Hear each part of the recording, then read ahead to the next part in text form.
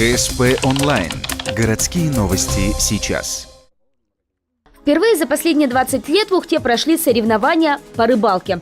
На спортивный фестиваль подледной ловли приехали не только ухтинские любители посидеть с удочкой у лунки, но и сосногорцы и сыктывкарцы. Организовали соревнования на всем известном карьере близ Озерного, предвосхищая вопросы зрителей. Да, там есть рыба.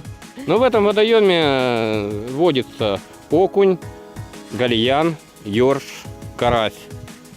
Очень мало налима и, говорят, щука присутствует. Хотя я там лично не ловил, но говорят, присутствует щука.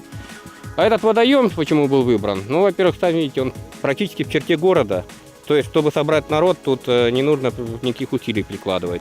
Организовать соревнования, к слову, активистам пришлось самостоятельно, без чьей-либо финансовой поддержки. Отказались даже от традиционного для таких мероприятий взноса. Поэтому и призы были по большей степени символические, хотя для любого рыбака и это неплохо. Сертификат на 1500 в рыболовный магазин. Вот что досталось победителю. Им, кстати, стал житель Сосногорска Василий Макаров. Его улов оказался рекордным – 565 грамм рыбы.